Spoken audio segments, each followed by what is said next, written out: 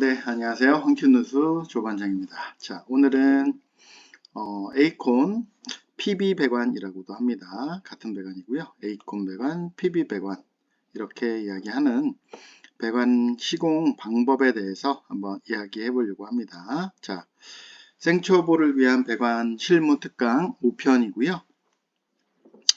자, 우리가 에이콘 배관을 시공하는 방법을 알아야 되는 이유는 요새 가장 흔하게 쓰이고 가장 많이 쓰는 배관 중에 하나입니다. 그렇기 때문에 PB 배관 시공 방법을 알면 다른 배관 시공할 때도 유사한 방법들이 많이 있으니까 같이 응용해서 배관을 하면 되는 부분이 있습니다. 그리고 PB 배관을 시공할 줄 알게 되면 여러 가지로 이제 쓰임이 많아요. 예를 들면 뭐 계량기를 어떤 상가가 오픈한다고 한번 예를 들어볼게요. 상가가 오픈하려면 물을 써야 되겠죠. 물을 쓰려면 계량기를 달아줘야 되는데 계량기를 달아주고 그리고 또 배관 공사를 할 때도 PB 배관이 많이 쓰이고요.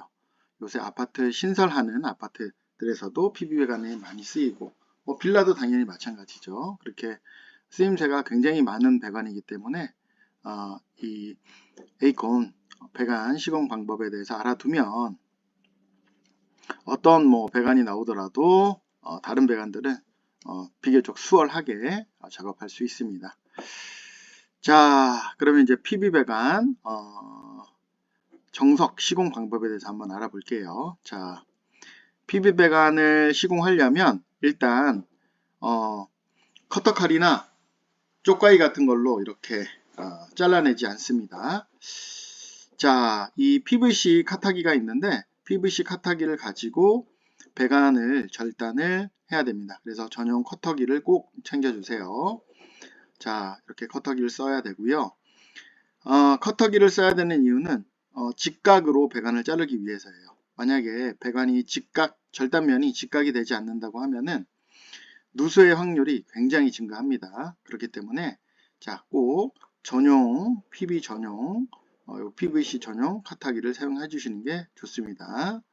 자, 그리고 자를 때 그냥 손에 악의 힘으로만 압력으로만 자르지 마시고 파이프를 살살 돌려가면서 잘라주면은 원형을 유지하는데 굉장히 도움이 됩니다. 자, 그렇기 때문에 처음 하시는 분들은 한번 일부러라도 그냥 세게 한번 잘라 보세요. 그러면은 배관이 아마 찌그러져서 나오는 경우가 많을 거예요. 그렇게 되면 배관을 유니온이라든지 아니면 엘보 이런 식으로 체결을 했을 때, 부속에 체결을 했을 때 누수가 되는 경우들이 있습니다. 그 이유는 원형을 정확하게 유지하지 못했기 때문이에요. 그렇기 때문에 원형을 유지하는 그런 커팅 연습을 좀 많이 해주시는 게 좋습니다. 초보분들은 일부러 그냥 배관 조금 한 1m, 2m 이렇게 사신 다음에 한번 한 10번, 20번, 100번 이렇게 잘라보면 조금씩 감이 올 거예요. 자, 그 다음 배관을 자르고 나서는 뭘 해야 되죠? 반드시 슬리브를 끼워 주셔야 됩니다. 서포트 슬리브라고도 하고 그냥 슬리브라고도 합니다. 배관 사이즈에 맞게끔 이렇게 슬리브는 사이즈들이 다 있어요. 자, 슬리브를 배관을 자르고 나서는 반드시 슬리브를 삽입을 해줍니다. 슬리브를 삽입하지 않으면은 누수가 될 확률이 있습니다. 근데 이제 옛날에 시공된 배관들 혹은 지금도 마찬가지인데 작업자에 따라서는 슬리브를 귀찮다든지 하는 이유로 삽입을 안 하는 경우가 있어요. 이렇게 되면 누수의 확률이 굉장히 증가하죠. 바로 누수되고 그러진 않을 경우도 있어요. 하지만 이게 배관이라는 게 이제 수축과 팽창을 반복하는데 그러다 보면은 배관이 조금씩 변형이 생깁니다. 특히 절단면에서요. 그러면은 누수될 확률이 굉장히 증가하는 거죠. 자, 그리고 슬리브를 삽입하는 이유는 뭘까요? 1번하고 목적이 같습니다. 1번. 자, 파이프를 절단할 때 직각으로 절단하고 그리고 원형을 유지하기 위해서예요. 원형. 정확하게 원형을 유지해야지 누수의 확률이 줄어드는 겁니다. 원형을 유지하지 않으면 이렇게 원형을 유지하지 않으면 찌그러진 단면으로 해서 누수가 발생할 가능성이 굉장히 높습니다. 자, 그 다음 배관이 빡빡하게 너무 잘 들어가지 않는다. 내가 삽입을 하고 싶은데 배관이 빡빡하게 들어가지 않는다 라고 하면은 윤활유를 사용하면 좋습니다. 이거 윤활유, 이거는 PB 윤활유인데 특히 이렇게 좁은 공간에서 파이프 규격이 크면 클수록, 예를 들어서 15A짜리 보다는 뭐 35 배관 이런 것들 사용하면 굉장히 넣기가 힘들거든요. 25 배관이라든지 배관 사이즈가 크면 클수록 삽입하기가 힘든데, 이럴 때 윤활유를 사용하면 굉장히 쉽게 좀 삽입이 가능합니다. 요거는 될 수 있으면 하나 구비를 해두는 게 좋아요. 물론 삽입을 했을 때 그냥 원활하게 쑥쑥 들어간다라고 하면은 괜찮습니다. 그런데 했는데도 안 된다. 이럴 때는 윤활유를 써주시는 게 굉장히 좋습니다. 자, 그 다음 파이프를 연결할 때는 반드시 2단 삽입을 해야 돼요. 2단 삽입. 자, PB 배관 같은 경우에는 툭툭 이렇게 2번 들어가야지 완전히 삽입이 된 겁니다. 완전히 삽입이 된 거고, 자, 한 번만 들어갔는데 느낌이 이거 내가 제대로 들어갔나 안 들어갔나 이렇게 해서 다시 캡을 열어보고 하시는 분들이 많이 계시거든요. 조금 있으면 나오겠지만 캡을 이렇게 열어서 확인하는 건 사실상 그렇게 좋은 행위는 아니에요. 그런 행위들이 하나씩 하나씩 모여서 누수의 리스크를 굉장히 증가시키는 겁니다. 자, 그러면 어떻게 하면 내가 완전히 삽입됐는지를 잘 알 수 있을까? 펜으로 삽입한 위치를 표시해 두는 게 좋습니다. 자, 어떤 분들은 뭐 2.6mm, 어떤 분들은 2.8mm 뭐 이런 식으로 말씀을 하시는데, 우리 초보분들은 그런 거 조금 어려우니까 그냥 3cm, 자, 배관으로부터 끝에, 배관이 이렇게 있으면 끝에서부터 3cm 재셔가지고 이 3cm만큼 배관이 삽입이 됐다 라는 걸 표시하기 위해서 이렇게 컴퓨터 사인펜이나 유성 사인펜으로 표시를 해 놓고, 그리고 나서 삽입을 해 보시면은 3cm 가까이에 이렇게 내가 한 표시가 있으면 정상적으로 삽입이 된 겁니다. 자, 그 다음 분해 절대 금지. PB 그 배관은 분해를 하면 좋지 않아요. 분해를 하면 좋지 않습니다. 자, 분해한 다음에 정상적으로 삽입이 됐는지 확인하는 행위는 될 수 있으면 하지 않는 게 좋습니다. 이유는 내가 다시 삽입을 했을 때 그 오링이라든지 와샤 이런 것들이 손상이 갈 수가 있습니다. 그렇게 되면 또 누수가 될 가능성이 굉장히 많기 때문에 될 수 있으면 PB 연결부는 이렇게 분해하지 않는 게 좋습니다. 자, 그리고 부득이하게 어쩔 수 없이 정말 한번 분해를 해야 되는 경우들이 있어요. 그럴 때는 이렇게 부속이 정확하게 있는지 확인을 해야 됩니다. 순서는 이렇게 앞쪽에서부터 이제 그램링, 그리고 와샤, 그리고 고무 패킹 이런 식으로 순서가 돼 있어야 돼요. 자, 이 순서대로 배관이 잘 물고 있는지를 확인해야 됩니다. 자, 그런데 만약에 내가 분해를 했어요. 그런데 이제 조립하는 과정에서 조립이 잘 안 되는 경우들이 있습니다. 뭐 이물질이 들어갔다든지, 아니면 분해하는 과정에서 뭔가 변형이 생겼다든지, 아니면 재조립하는 과정에서 뭔가 크랙이 났다든지, 이렇게 되면은 절대 그램링을 재사용하지 않는 게 좋습니다. 가끔씩 이렇게 뭐 재사용하시는 분들이 계시는데 재사용하면 좋지 않습니다. 이런 식으로 되죠. 와샤가 크랙이 있어서 부러진다든지, 아니면 요런 이빨, 이 그램링의 이빨들이 상한다든지, 이렇게 되면은 나중에 또 누수 위험이 굉장히 증가합니다. 그렇기 때문에 될 수 있으면은 한번 사용한 부품들은 절대 재활용하면 안 됩니다. 그냥 저 같은 경우에는 그냥 다 버립니다. 자, 그 다음 캡의 분해와 조립. 자, 요거 캡이죠. 자, 캡은 반드시 손으로 조여야 하며 공구로 조여서는 안 된다. 자, 오픈된 공간에서는 반드시 손으로 꽉 조여지면 됩니다.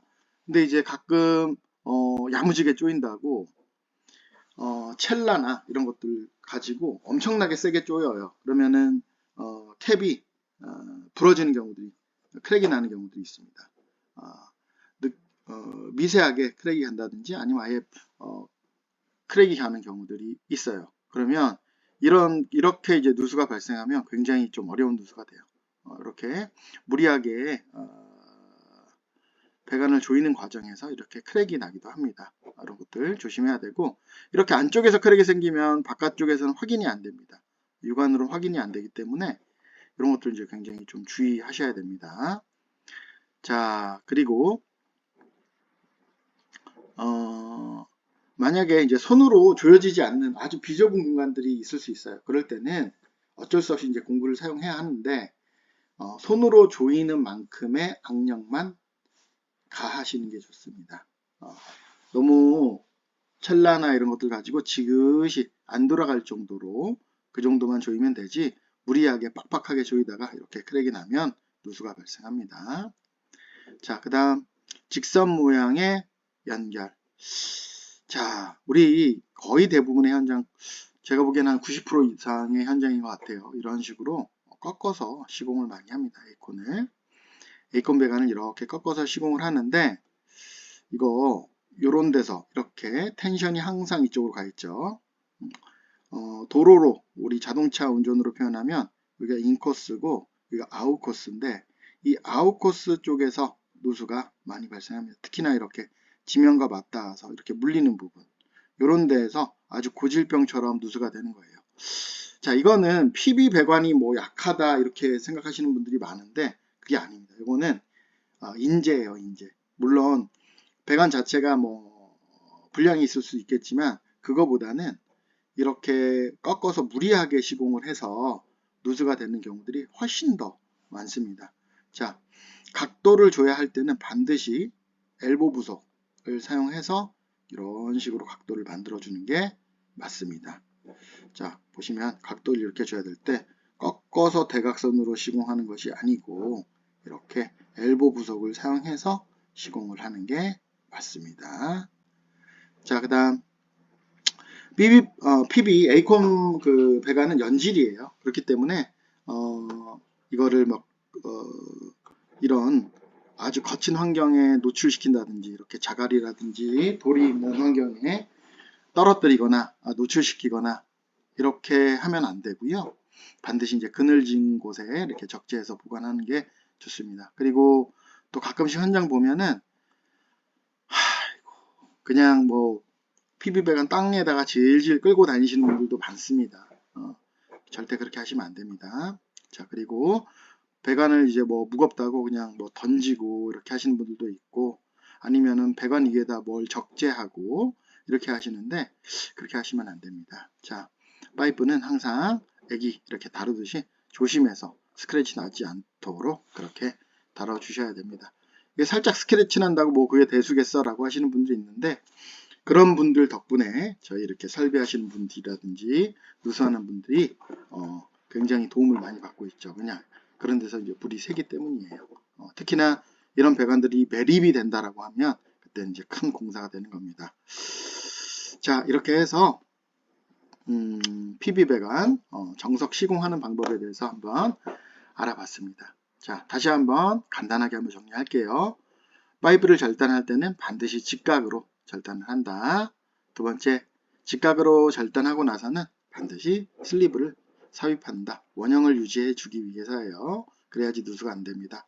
자, 그 다음 너무 빡빡한 연결 상태라든지 아니면 배관이 너무 클 때는 윤활유를 사용하면 좋습니다. 자, 그 다음 연결구에 이제 파이프를 삽입할 때는 반드시 2단 삽입을 하시고, 그리고 한 3cm 정도, 3cm를 표시한 다음에 이렇게 배관을 삽입하면 끝까지 들어갔는지 확인이 가능합니다. 자, 그 다음 한번 연결한 그런 배관 부속들은 절대 분해하지 않으시는 게 좋습니다. 그렇기 때문에 처음 체결할 때 잘 해야 되겠죠. 이렇게 펜으로 꼭 표시를 해 주시고요. 자, 그 다음 그램링은 이런 것들은 부속들은 절대 그램링 뿐만이 아니에요. 이런 와셔라든지 고무 패킹 같은 경우에도 재사용하시기보다는 될 수 있으면 새 부속을 사용하시는 게 좋습니다. 자, 그 다음 캡은 손으로 조이고 공구로 조이지 않으시는 게 좋습니다. 자, 그 다음 배관을 이제 만들 때는 방향을 전환한다든지 할 때는 반드시 이렇게 엘보 부속을 사용해서 전환을 해주시는 게 좋습니다. 그리고 파이프는 항상 조심해서 보관하시는 게 좋습니다. 자, 이상으로 한큐누스 조반장이었습니다. 자, 다음 편에서는 이제 각 여러 가지 부속의 종류에 대해서 한번 살펴보는 시간을 갖도록 하겠습니다. 자, 이상입니다.